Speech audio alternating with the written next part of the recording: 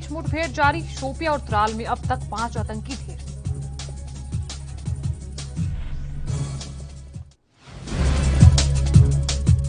पश्चिम बंगाल में आज बीजेपी अध्यक्ष जेपी नड्डा करेंगे 3 रोड शो। तो अमित शाह दोपहर 2 बजे से भवानीपुर निर्वाचन क्षेत्र में डोर टू डोर चुनाव प्रचार करेंगे।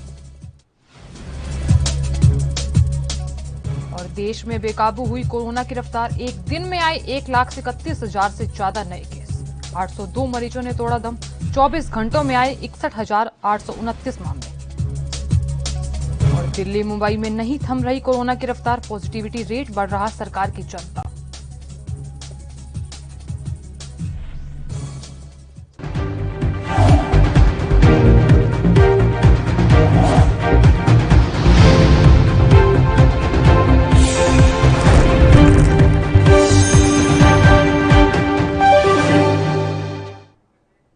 नमस्कार, एनबी न्यूज देख रहे हैं। यहाँ पर मैं हूं आपके साथ साधना बत्रा। बुलेटिन का आज बड़ी खबर के साथ करेंगे। जम्मू कश्मीर में सुरक्षा बलों ने आतंकियों की नापाक कोशिश को नाकाम कर दिया है। और ऐसे में शोपियां और त्राल में 2 स्थानों पर मुठभेड़ में सुरक्षा बलों ने 5 आतंकियों को ढेर किया है। और फिलहाल मुठभेड़ अभी भी जारी है। बता दें, कई और आतंकियों के छिपे होने की जानकारी है और दोनों तरफ से लगातार गोलीबारी की जा रही है। और बताया जा रहा है कि आतंकी पास के मस्जिद में छिपे थे और वहीं से सुरक्षा बलों पर फायरिंग कर रहे थे। और फिलहाल आपको बता दें कि मुठभेड़ अभी भी जारी है।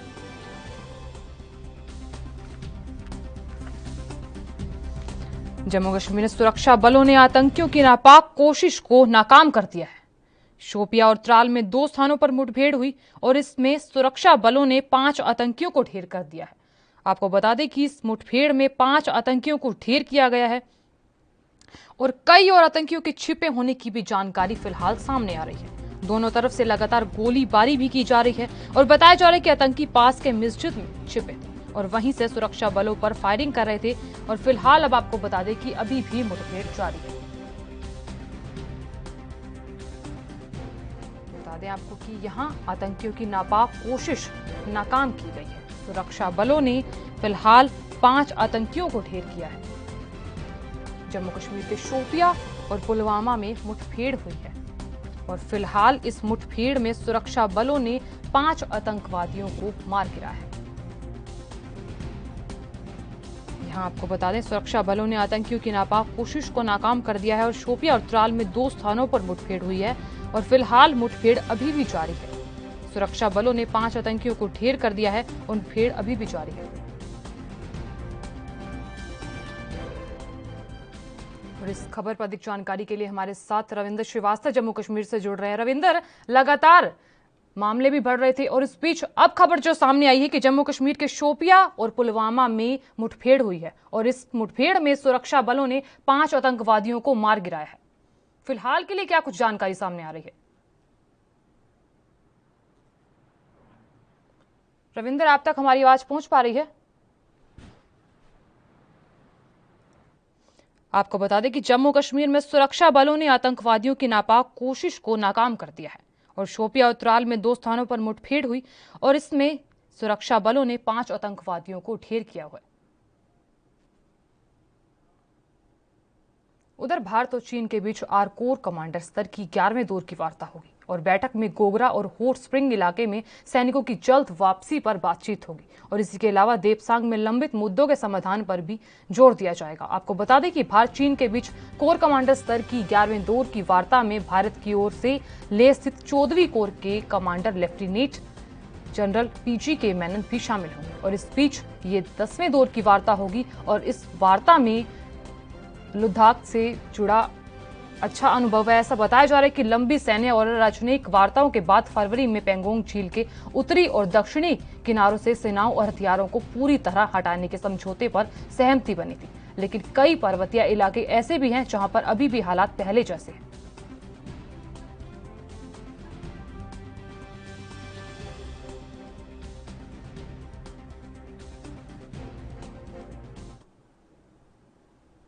उधर पूर्वांचल के बाहुबली विधायक मुख्तार अंसारी को हाल ही में सुप्रीम कोर्ट तक चले कानूनी दाव पेंच के बाद पंजाब से यूपी लाया गया। अब आपको बता दें कि पंजाब की रोपड़ जेल से यूपी की बांदा जेल लाए गए मुख्तार अंसारी की गुरुवार के दिन मऊ की कोर्ट में पेशी हुई और इस पेशी के दौरान कोर्ट से गुहार लगाई गई कि उनके वकील और परिजनों से मिलने दिया जाए और ऐसे में मुख्तार अंसारी ने कोर्ट से शिकायत करते हुए कहा कि उनके परिवार वालों से मिलने नहीं दिया जा रहा। तो यहाँ आपको ये भी बता दें कि मुख्य न्यायिक मजिस्ट्रेट की अदालत ने मुख्तार अंसारी परिजनों को वकील से मिलने के निर्देश दिए। और इस बीच मुख्तार अंसारी के वकील दरोगा सिंह ने कहा कि कोर्ट ने बांदा जेल के अधीक्षक को यह निर्देश दिए कि जेल मैनुअल के मुताबिक वकील और परिवार को उनसे मिलने दिया जाएगा। और यहाँ आपको ये भी बता दें कि मुख्तार अंसारी के वकील दरोगा सिंह के मुताबिक इस मामले में अगली सुनवाई 22 अप्रैल को होगी। उन्होंने कहा कि मुख्तार अंसारी से जुड़ा ये पूरा मामला प्रयागराज की MP MLA कोर्ट में स्थानांतरित किया जाएगा। अब गौरतलब है कि पूर्वांचल के मऊ जिले की सदर सीट से विधायक अंसारी के खिलाफ यूपी में कुल 52 मुकदमे दर्ज हैं। और ऐसे में मुख्तार को लखनऊ जेल के अधिकारियों के साथ मारपीट के 21 साल पुराने केस में MP MLA कोर्ट ने भी तलब किया है। और इस बीच अगली खबर जम्मू कश्मीर से सामने आ रही है, जहां जम्मू कश्मीर की पूर्व मुख्यमंत्री महबूबा मुफ्ती की मां गुलशन आरा की मुसीबतें टलने का नाम ही नहीं ले रही है।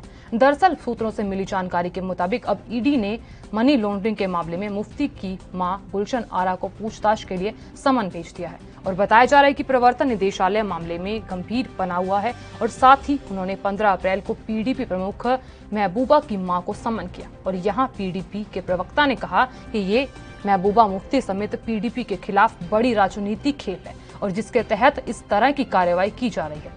अब आपको ये भी बता दें कि महबूबा मुफ्ती के एक सहयोगी के घर पर छापेमारी की कार्रवाई की गई थी और जिसमें ईडी के हाथ 2 डायरियां लगी थी। और इन 2 डायरियों के मामले में मनी लॉन्ड्रिंग रोकथाम कानून के प्रावधानों के तहत आपराधिक मुकदमा दर्ज किया गया। और खबरों के मुताबिक आपको बता दें कि इसमें बरामद की गई डायरियों में मुख्यमंत्री के विवेकाधीन फंड से भुगतान की बातें थी, जो साफ तौर पर नियमों के खिलाफ है।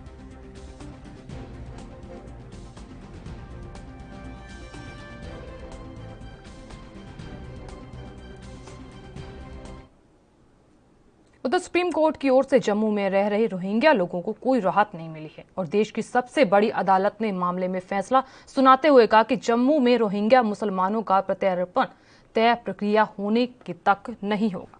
और यहाँ इस तरह के कोर्ट ने केंद्र के आदेश पर कोई स्टे नहीं लगाया। अब आपको ये बता दें कि सुप्रीम कोर्ट ने गुरुवार को कहा कि जम्मू में हिरासत में लिए गए रोहिंग्या मुसलमानों को निर्धारित प्रक्रिया का पालन किए बगैर म्यांमार प्रत्यर्पित नहीं किया जाएगा। और यहाँ न्यायाधीश जस्टिस S बोबड़े की अगुवाई वाली बेंच ने उस याचिका पर आदेश पारित किया और जिसमें जम्मू में हिरासत में लिए गए रोहिंग्या शरणार्थियों को तत्काल रिहा करने और उन्हें म्यांमार प्रत्यार्पित करने के रोकने के लिए केंद्र को निर्देश देने के लिए अनुरोध किया गया। अब आपको ये बता दें कि जम्मू कश्मीर में अवैध रूप से रह रहे रोहिंग्या मुसलमानों को हिरासत में रखने के खिलाफ दाखिल याचिका पर सुप्रीम कोर्ट ने आज अपने आदेश में कहा कि यहां मुसलमानों को तब तक म्यांमार वापस भेजा नहीं जा सकता जब तक उनको वापस भेजने की द्विपक्षीय तक प्रक्रिया पालन नहीं किया जा सकता। ऐसे में कोर्ट ने इस आदेश के साथ याचिका का निपटारा किया और यहां शरणार्थी मोहम्मद सलीमुल्लाह याचिका पर सुप्रीम कोर्ट ने अपना फैसला सुना दिया।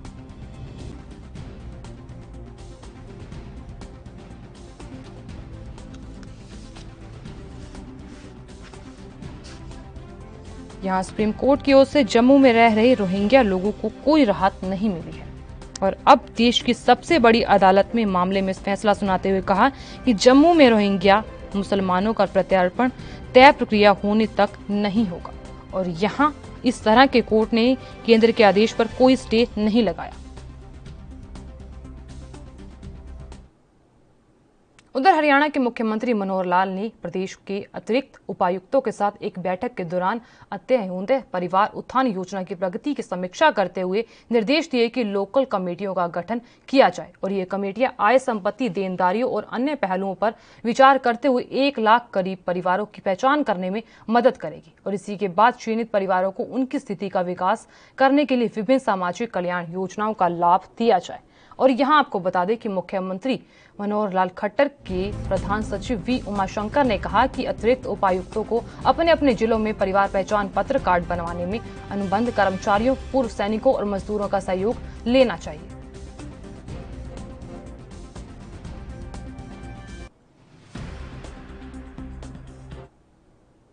बीजेपी के राष्ट्रीय प्रमुख जगत प्रकाश नड्डा आज पश्चिम बंगाल में मतदान के लिए 3 रोड शो करेंगे और पहला रोड शो सुबह 11:30 बजे से बागुपति VIP से सतगाची जैसोर रोड तक होगा और दूसरा रोड शो चाकदहा चौरास्ता से चकदाहा राटला तक होगा और तीसरा दोपहर 3 बजे होगा। अब आपको ये बता दें कि विधानसभा चुनाव का चौथा चरण 10 अप्रैल को 44 विधानसभा सीटों पर होगा और ये 45 विधानसभा क्षेत्रों में 5वें चरण का मतदान 17 अप्रैल को होगा। और इस बीच बताया जा रहा है कि 43 सीटों के लिए छठा दौर 22 अप्रैल को होगा और 26 अप्रैल के लिए 35 निर्वाचन क्षेत्रों को सिलेक्ट किया गया है। और इस बीच 29 अप्रैल को 8वें और अंतिम दौर का चुनाव होगा और मतों की गणना 2 मई को होगी।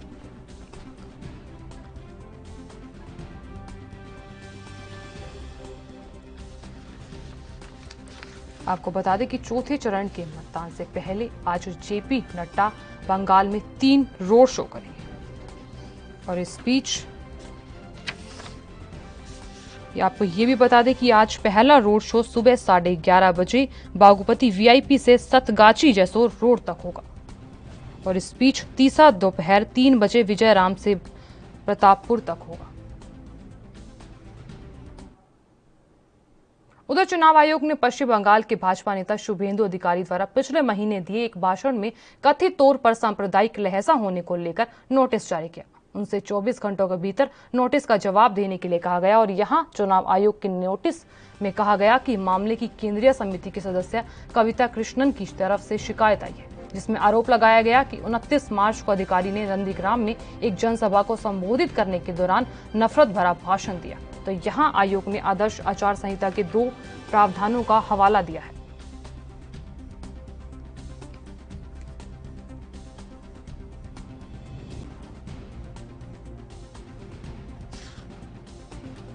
आपको बता दें कि चुनाव आयोग ने पश्चिम बंगाल के भाजपा नेता शुभेंदु अधिकारी पर पिछले महीने दिए एक भाषण में कथित तौर पर सांप्रदायिक लहजा होने को लेकर नोटिस जारी किया।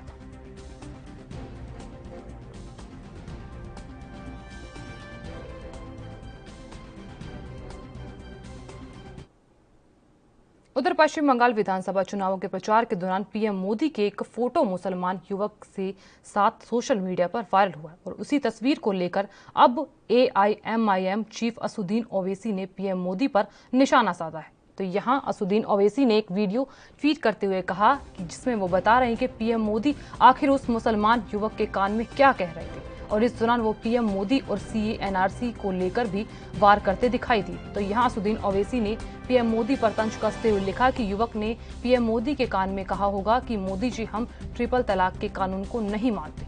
तो हाँ, आपको बता दें कि टोपी पहनाने को लेकर असुद्दीन ओवैसी ने नरेंद्र मोदी पर तंज कसे। उन्होंने कहा कि मेरी तरह टोपी कब पहनेंगे आप। आगे उन्होंने कहा कि मोदी जी मैं तो सिर पर टोपी पहनता हूँ, पर आप तो देश की जनता को टोपी मत पहनाओ।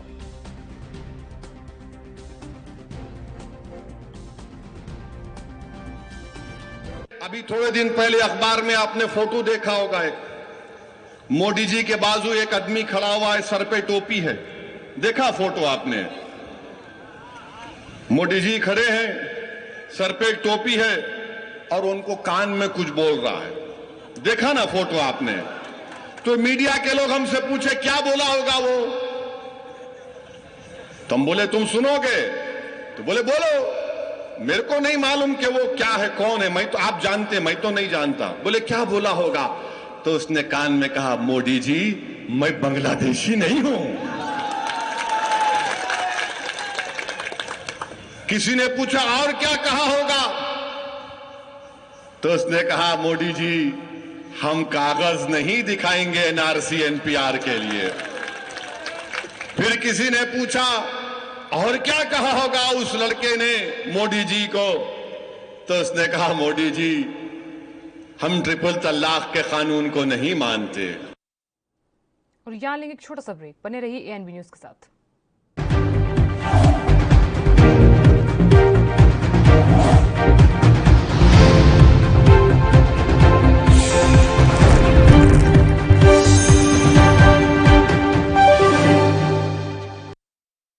कम ब्रेक और ज्यादा खबरों के साथ देखिए ANB news in channel number पर।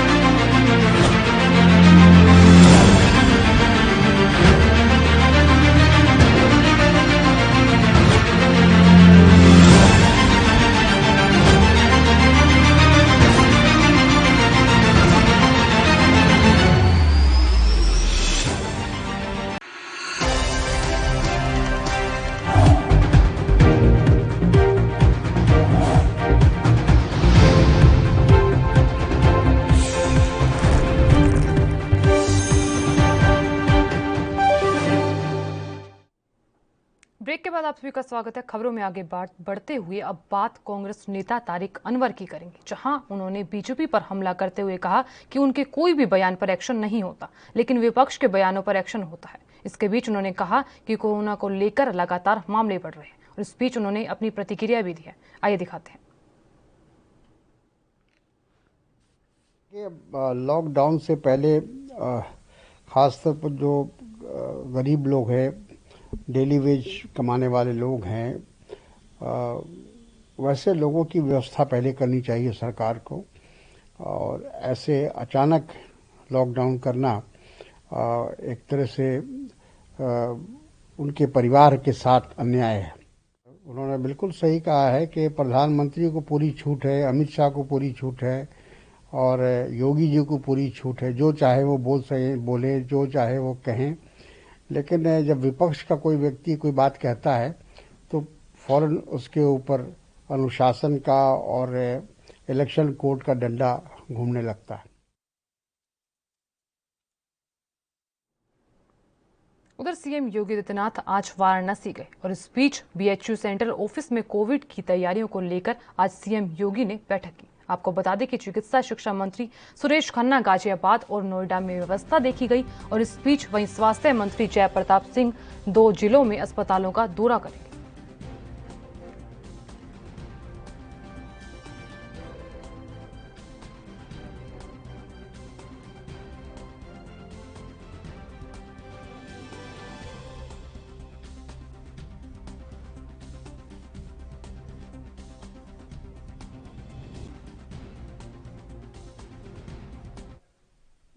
उधर कोरोना महामारी का विकराल रूप देश में अपना कहर ढा रहा है और ऐसे में हर दिन नए मामले आना सरकार और आम जनता के लिए चिंता का विषय बनता जा रहा है। और बीते 24 घंटों में एक बार फिर कोरोना के मामलों ने अपने सभी रिकॉर्ड तोड़ दिए हैं। और इस बीच राज्य सरकारों द्वारा जारी आंकड़ों के मुताबिक बीते कुछ दिन में 1 लाख से भी ज्यादा नए मामले सामने आए हैं।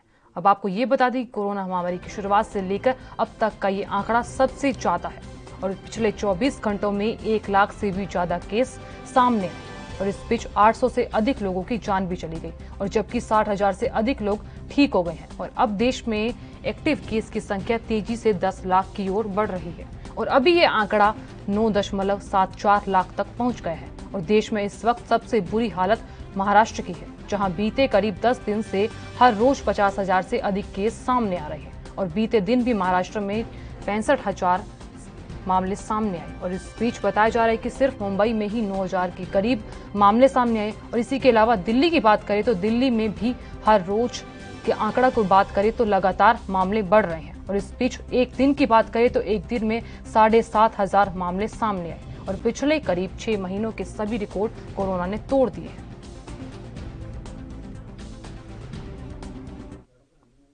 कई राज्यों में कोरोना वैक्सीन की कमी पर केंद्रीय मंत्री अश्विनी चौबे ने कहा कि वैक्सीन वितरण के हमने किसी भी राज्य के साथ कोई भेदभाव नहीं किया। हम हर घंटे जांच करते हैं और कितनी वैक्सीन है और कितनी भेजी गई है और इस पर राजनीति करना दुर्भाग्यपूर्ण है। उन्होंने और क्या कुछ कहा, आइए दिखाते हैं। अब मुझे खुशी इस बात की है कि आज दुनिया इस बात की तारीफ कर रही है। दुनिया का एक भी देश और सभी राज्य भी, जो पक्ष के हैं जो विपक्ष के हैं, अगर उसमें से कुछ लोग इस प्रकार की बात उठा रहे हैं, मुझे लगता है अत्यंत ही दुर्भाग्यपूर्ण है। आपको मालूम होना चाहिए ये समय अभी कोई इस प्रकार के आरोप प्रत्यारोप लगाने का नहीं है। राजनीति करने के लिए काफ़ी समय है लोगों को और सभी राज्यों को पर्याप्त मात्रा में हम लोगों ने वैक्सीन उपलब्ध कराए हैं। प्रत्येक कहीं न कहीं जो भी कमी है उसको 1 घंटे के अंदर हम लोगों को रिपोर्टिंग आती है। जो राज्य जितना अपने बारे में बोलता है उसको और जिनका जितना वैक्सीन पड़ जाता है सब कुछ उसके एक्सपर्ट हैं, विशेषज्ञ हैं, उसके आवंटन करता है। कहीं कोई कमी हम लोगों ने नहीं रखा है, किसी भी राज्य के साथ कोई भेदभाव नहीं।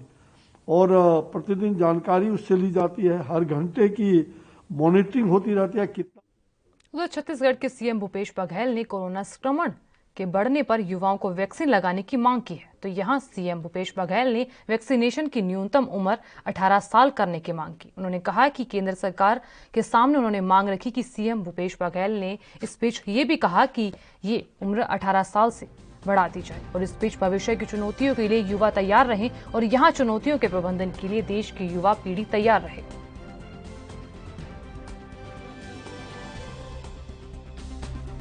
भी हो रहा है।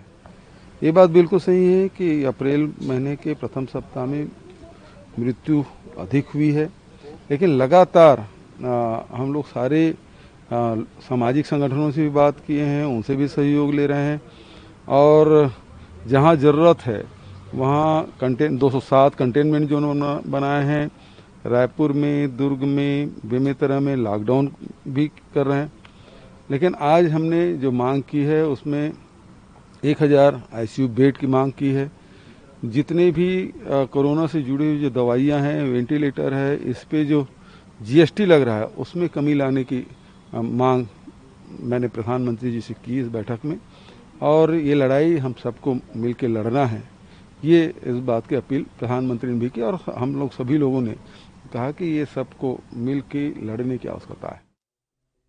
दिल्ली में लागू नाइट कर्फ्यू के बीच दिल्ली सरकार ने प्रिंट और इलेक्ट्रॉनिक मीडिया कर्मियों को ई पास की अनिवार्यता से बाहर कर दिया है और इन्हें केवल अपना आई कार्ड दिखाना होगा और इसी के आधार पर मीडिया से जुड़े लोगों की रात में बिना रोक टोक की आवाजाही होगी। और इस बीच आज से नोएडा और गाजियाबाद में भी नाइट कर्फ्यू का ऐलान कर दिया गया है और इस वजह से दिल्ली नोएडा और दिल्ली गाजियाबाद के बीच आवाजाही करने वालों की रात में जांच पड़ताल की जा रही है, क्योंकि नोएडा और गाजियाबाद में नाइट कर्फ्यू लागू कर दिया गया है और इसी के चलते चुंगी नाकों और राज्यों और जिलों की सीमाओं पर रात में जांच में तेजी आ गई है। और जहां तक आवाजाही की बात है तो इस बीच दिल्ली सरकार की ओर से पहले मंगलवार को जारी आदेश में कहा गया था कि प्रिंट और इलेक्ट्रॉनिक मीडिया के लोगों को भी रात 10 बजे के बाद सड़कों पर निकलने के लिए ई पास का जरूरी लाना होगा। और इस बीच नाइट शिफ्ट में काम करने वालों को खासी परेशानियों का सामना करना पड़ रहा था और देर रात सड़क पर निकलने पर हर चौराहे पर पुलिस की लंबी पूछताछ के बीच से उन्हें गुजरना पड़ता था। और सबसे ज्यादा दिक्कत उन लोगों को होती थी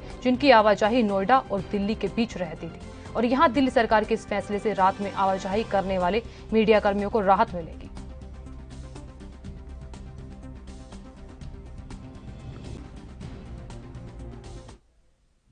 कोरोना वायरस के मामलों में बढ़ोतरी हो रही है और ऐसे में मुंबई की दादर सब्जी मंडी में कोरोना के नियमों का उल्लंघन करते हुए कुछ लोग दिखे। बता दें कि महाराष्ट्र में कल कोरोना की 65,000 से भी ज्यादा मामले सामने आए और इस बीच लगातार कोरोना के मामले बढ़ते ही जा रहे हैं, जिसमें नाइट कर्फ्यू का भी ऐलान कर दिया गया है और सरकार कोरोना नियमों की पालन करने की अपील भी कर रही है।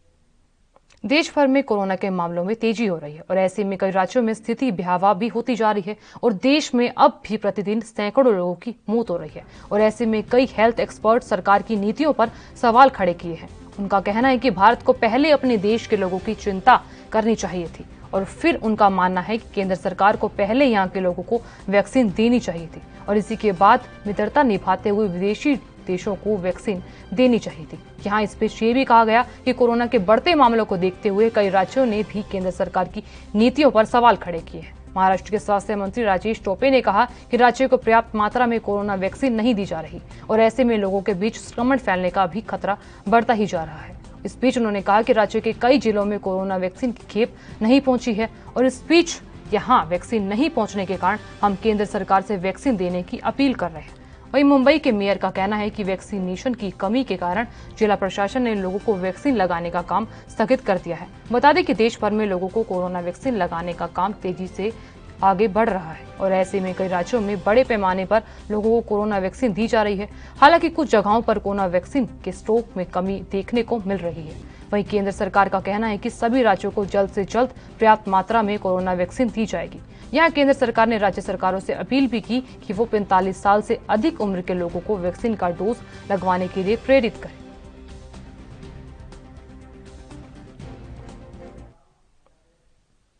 देश भर में कोरोना का कहर लगातार जारी है और ऐसे में देश में कई राज्यों में नाइट कर्फ्यू, लॉकडाउन लगाने जैसी स्थिति सामने आ गई है। ऐसे में बढ़ते मामले लगातार सरकार की चिंता बढ़ा रहे हैं और इस बीच राज्य में महाराष्ट्र, मध्य प्रदेश और दिल्ली के नाम भी शामिल हैं और अब जम्मू कश्मीर प्रशासन ने भी नाइट कर्फ्यू लगाने का निर्देश जारी कर दिया है। यहाँ आदेश के अनुसार राज्य के 8 शहरों में रात 10 बजे से सुबह 6 बजे तक नाइट कर्फ्यू लगाया जाएगा। अब आपको ये बता दें कि कोरोना संक्रमण को रोकने के लिए उपराज्यपाल ने ये फैसला लिया कि जम्मू कश्मीर के उपराज्यपाल मनोज सिन्हा ने कोरोना वायरस के प्रसार को रोकने के लिए गुरुवार को जम्मू और श्रीनगर समेत 8 जिलों के शहरी इलाकों में नाइट कर्फ्यू लगाने का बड़ा आदेश जारी कर दिया है। यहाँ बता दें, उपराज्यपाल ऑफिस की ओर से कहा गया कि नाइट कर्फ्यू शुक्रवार से प्रभावी होगा और यह नाइट कर्फ्यू रात 10 बजे से सुबह 6 बजे तक प्रभावी रहेगा। आदेश के मुताबिक आपको बता दें कि जम्मू कश्मीर, उधमपुर, कठुआ, श्रीनगर, बारामूला, बड़गाम, अनंतनाग और कुपवाड़ा में नाइट कर्फ्यू का ऐलान कर दिया है। अब आपको ये भी बता दें कि देश भर में कोरोना वायरस का कहर लगातार जारी है और इसी बीच पीएम नरेंद्र मोदी ने भी कल सभी राज्यों के मुख्यमंत्रियों के साथ इस मुद्दे को लेकर बातचीत की थी। उन्होंने कहा कि सरकारों को जरूरी निर्देश दिए जाएं। उन्होंने ये भी कहा कि कोरोना वायरस के संक्रमण को रोकने के लिए सख्त से सख्त कदम उठाए जाएं और इसी के अलावा लोगों को मास्क का प्रयोग करना चाहिए और सोशल डिस्टेंसिंग का भी कड़ाई से पालन करना चाहिए। यहाँ पीएम नरेंद्र मोदी ने 45 साल से ज्यादा उम्र के लोगों को कोरोना का टीका लगवाने के जागरूक करने के भी कड़े निर्देश दिए हैं।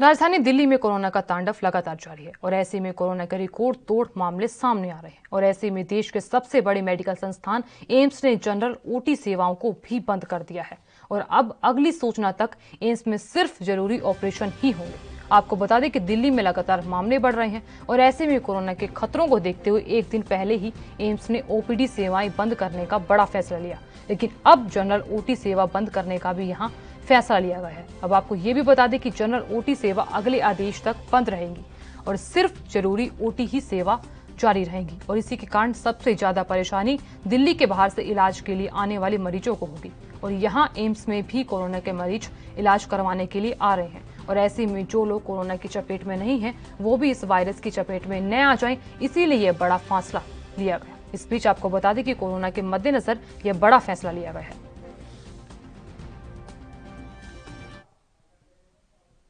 फिलहाल के लिए इस बुलेटिन में इतना ही। आप देखते रहिए ANB न्यूज। नमस्कार।